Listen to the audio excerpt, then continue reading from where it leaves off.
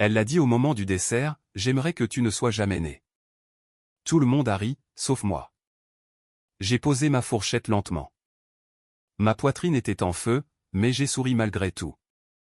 Puis j'ai lâché ma réplique, eh bien, Amandine, le sentiment est réciproque. La seule différence? C'est que j'ai réellement le pouvoir de réaliser ce souhait. Un silence de mort a envahi la pièce. Un silence tel qu'on aurait cru entendre du verre se briser. Ce fut la dernière fois que je m'asseyais à la table de ma mère. Je m'appelle Catherine, 32 ans, professeure de lettres dans un lycée, divorcée, invisible depuis 3 décennies. Ce qu'ils ne réalisaient pas, c'est que j'étais sur le point de m'effacer totalement de leur vie. Et quand je l'aurais fait, leur petite famille parfaite ne serait plus jamais la même. Parfois, l'absence est la vengeance la plus tranchante. Je suis la deuxième de 3 sœurs. Jessica, l'aînée, était l'enfant prodige, brillante élève, championne de débat, future avocate. Même ses erreurs étaient présentées comme des expériences enrichissantes. Amandine, la Benjamine, était l'artiste bohème, libre d'esprit, théâtrale, couverte d'affection, même quand elle échouait dans tout ce qu'elle entreprenait. Les âmes créatives ont besoin de liberté, disait maman, alors qu'Amandine peignait encore dans la cave à 28 ans. Et puis, il y avait moi, Catherine, prof de français, divorcée, sans enfant, vivant dans un appartement modeste, pas un échec selon les standards normaux, mais dans ma famille, j'étais celle qu'on ne voyait pas. J'ai grandi en assumant ce rôle en silence. À 10 ans, j'ai gagné un concours de rédaction régionale. Maman a jeté un œil distrait au certificat, puis s'est tournée vers le projet scientifique de Jessica. Au moins, ça lui permettra peut-être d'obtenir une bourse, a-t-elle dit. À 12 ans, j'ai passé une audition pour la chorale. Les dessins d'Amandine étaient scotchés sur le réfrigérateur, mais ma performance en solo n'a jamais été mentionnée. Tu as un joli passe-temps, a dit papa vaguement, comme si apprendre la musique seule n'était qu'une distraction, pas un accomplissement. Les anniversaires se ressemblaient tous. Une année, mon gâteau venait du supermarché, tandis que celui de Jessica était décoré sur mesure et celui d'Amandine orné d'une couronne faite main. Je souriais sur toutes les photos, mais à l'intérieur, je me sentais comme un meuble, nécessaire, mais jamais admiré. À l'âge adulte, mon rôle était figé, je servais de garante de la paix familiale, celle qui se souvenait des dates, qui arrivait en avance pour mettre le couvert, qui écoutait patiemment les doléances des autres. Je portais les fardeaux de tout le monde, mais personne ne portait les miens. À table, en les écoutant rire à mes dépens, j'ai compris que cela avait toujours été ainsi, et j'ai senti que quelque chose en moi était sur le point de rompre pour de bon. Le dîner était censé être une célébration. Jessica venait d'être nommée associée dans son cabinet d'avocat. Maman avait astiqué la porcelaine, les lasagnes étaient au four, le gâteau refroidissait sur le plan de travail.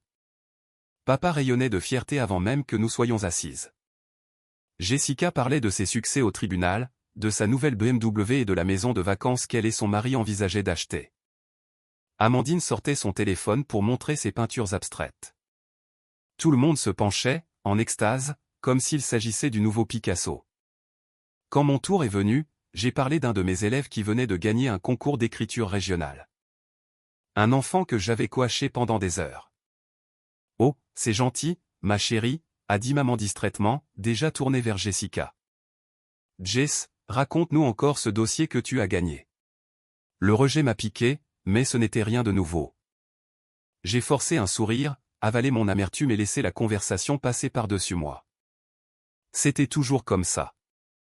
Les triomphes de Jessica faisaient la une, les hobbies d'Amandine devenaient de l'art sacré, et mes victoires? Des notes de bas de page que personne ne prenait la peine de lire. La vaisselle a été débarrassée, les verres de vin remplis.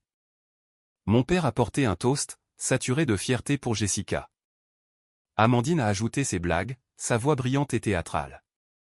La pièce pétillait de rire, sauf pour moi. J'étais assise tranquillement, ma fourchette traçant des cercles dans mon assiette, à moitié là, à moitié partie, me demandant pourquoi j'étais venue. Quand le dessert est arrivé, l'air est devenu plus doux et plus piquant. Le gâteau au chocolat de maman, parfaitement nappé, a été posé devant nous. Pour les autres, un symbole d'amour familial. Pour moi, un rappel des anniversaires oubliés, des moments minimisés, de la souffrance déguisée en humour. Les histoires ont commencé à fuser. Jessica et Amandine ont raconté comment elles m'avaient fait croire que j'étais adopté. La pauvre Catherine a ricané maman, si naïve. Papa a ri si fort qu'il a failli faire tomber sa fourchette. J'ai souri finement, mais à l'intérieur, quelque chose commençait à se fracturer. D'autres souvenirs ont suivi, chacun à mes dépens. Le mensonge sur le marchand de glace, les peluches qui s'enfuyaient, la méchante plaisanterie sur ma tête qui allait rester figée comme ça. Chaque rire devenait plus fort, mais pour moi, c'était une chambre d'écho de cruauté. Il pensait que c'était une nostalgie inoffensive. Pour moi, c'était le rappel que j'avais été la tête de turc de la famille toute ma vie. Je mâchais en silence, ma poitrine se serrant, une tempête couvant sous mon expression calme.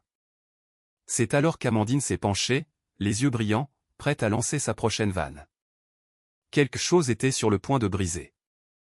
Dans mon appartement, je repassais chaque détail de cette nuit. Les mots d'Amandine n'étaient pas juste cruels, ils étaient la vérité sur laquelle ma famille s'était toujours basée. Je n'avais jamais été désiré, pas à leurs yeux. Ce rire au moment du dessert n'était pas un hasard. C'était un schéma qui s'étirait sur toute mon enfance. Chaque farce, chaque rejet, chaque larme minimisée. Tout m'est revenu avec une clarté impitoyable. Ils n'avaient pas ri avec moi, ils avaient ri de moi, et j'avais porté ce poids pendant 32 ans. Toujours l'enfant oublié, le bouc émissaire familial. Je repensais à mes 12 ans, aux mensonges murmurés sur mon adoption, la façon dont mes sœurs ricanaient quand je pleurais jusqu'à m'endormir, le haussement d'épaule de ma mère, le silence de mon père. Personne ne m'avait jamais défendu. Et puis j'ai repensé à l'autre soir, la façon dont il hurlait de rire, ma mère essuyant ses yeux de fierté devant leur cruauté, mon père gloussant que « les enfants restent des enfants ». Mais nous n'étions plus des enfants. Quelque chose en moi a cassé. Pas de la manière qui détruit, mais de celle qui, enfin, se réveille. J'ai vu la vérité clairement. Je ne compterai jamais pour eux, ni en tant que professeur, ni en tant que fille, ni en tant qu'individu. Et si je restais, je mourrais invisible dans leur ombre. J'ai fermé les yeux et j'ai fait le seul vœu qui comptait, je ne serai plus jamais leur cible. Je ne m'assiérai plus à leur table à faire semblant que leur gâteau en carton a du goût. Je vais disparaître, non pas par défaite, mais par puissance, non pas en fuyant, mais en avançant. Si Amandine souhaitait que je ne sois jamais né, alors je lui accorderais une version de ce souhait. Je me retirerais entièrement de leur vie. Le silence dans mon appartement semblait différent maintenant. Ce n'était pas du vide, c'était une possibilité, une chance de vivre enfin pour moi sans attendre leur miette d'approbation. Cette nuit-là, j'ai ouvert mon ordinateur. J'ai cherché des postes d'enseignante dans d'autres villes, Lyon, Bordeaux, Nantes, des endroits assez loin pour éviter les visites impromptues. Au matin, les candidatures étaient envoyées. J'ai supprimé mes vieux messages vocaux. J'ai préparé mon changement de numéro. Chaque clic était un petit acte de liberté. Chaque pas prouvait que je me préparais à m'évaporer de leur monde. J'ai regardé mon petit appartement. Les meubles étaient d'occasion, les murs simples, mais pour la première fois, je sentais qu'il était à moi, pas un espace de transition, pas un rappel de mes échecs. C'était une rampe de lancement vers la liberté. Et dans ce silence, j'ai décidé que la Catherine qu'ils connaissaient était morte. Une nouvelle Catherine était sur le point de naître. 3 semaines après ce dîner, les appels continuaient d'affluer. D'abord ma mère, puis Jessica, même Amandine, laissant des messages remplis d'une fausse joie. Je n'ai répondu à aucun d'entre eux. Je regardais mon téléphone s'allumer sur le comptoir. Leur voix se déversait sur ma messagerie, « Catherine, on s'inquiète. Catherine, ne sois pas puérile. Catherine, rappelle-nous. » J'ai effacé chaque message sans écouter la fin. Chaque clic était une frontière. Chaque silence était un mur que je contrôlais enfin. Pour une fois, ce n'était pas moi qui mendiais de l'attention, c'était eux. Puis sont arrivés les coups à la porte. Je restais à l'intérieur, silencieuse, alors que la voix de maman filtrait à travers la porte, « Ma chérie, s'il te plaît, ouvre-moi. » Mais je n'ai pas bougé, le cœur stable. Elle avait ri quand Amandine avait souhaité que je ne sois jamais né. Maintenant, elle pleurait dans mon couloir. Maintenant, elle voulait avoir accès à la fille qu'elle avait effacée. Mais j'avais déjà choisi.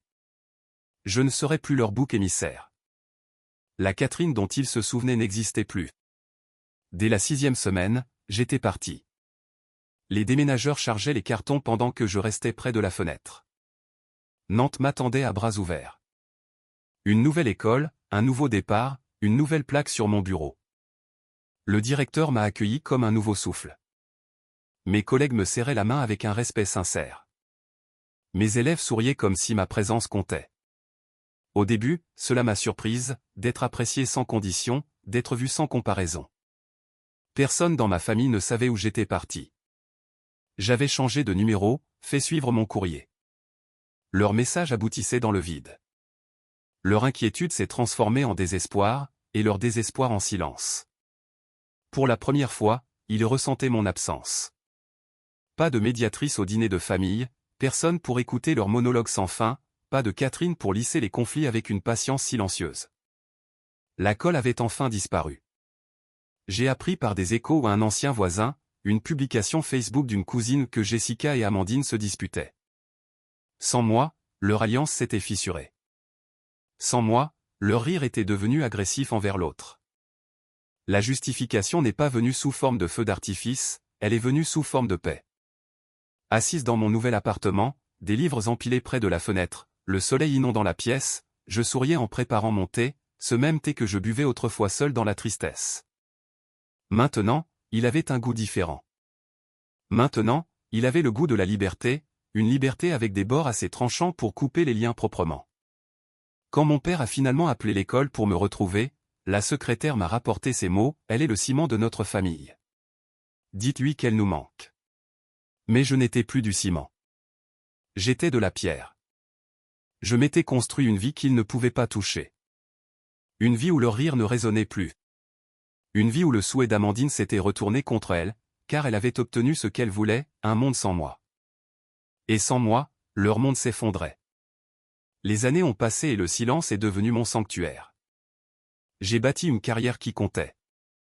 J'ai noué des amitiés qui me tiraient vers le haut. J'ai construit une vie faite de choix, non d'obligations. À Nantes, je n'étais pas invisible. Je n'étais pas l'enfant du milieu oublié. J'étais Catherine, professeure, leader, amie, une femme estimée pour sa parole. Et cela suffisait. J'ai rencontré David dans une librairie par une nuit pluvieuse. Il m'a interrogé sur le roman que j'avais entre les mains.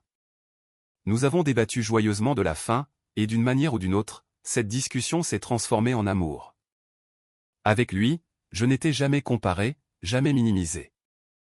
Il me voyait pleinement. Il m'écoutait quand je parlais. Il célébrait mes petites victoires comme si c'était des sommets. Le mariage était intime mais magnifique. Mes amis de randonnée étaient à mes côtés. Sa famille m'a accueilli comme la leur. Il n'y avait pas de blagues cruelles, seulement de la chaleur et des rires qui guérissaient. Parfois, je repensais à la lettre de ma mère, aux excuses, à la reconnaissance qui est arrivée trop tard. Je ne la haïssais plus, mais je ne lui devais pas l'accès à ma paix. Le pardon et la réconciliation ne sont pas la même chose. Quand notre fille est née, je l'ai appelée Espérance, parce qu'elle ne se demandera jamais si elle a sa place. Elle ne doutera jamais de sa valeur. Sa vie commencera dans l'amour, pas dans la rareté. En la regardant, j'ai compris mon voyage. Le souhait d'Amandine avait été une malédiction, mais je l'ai transformé en bénédiction.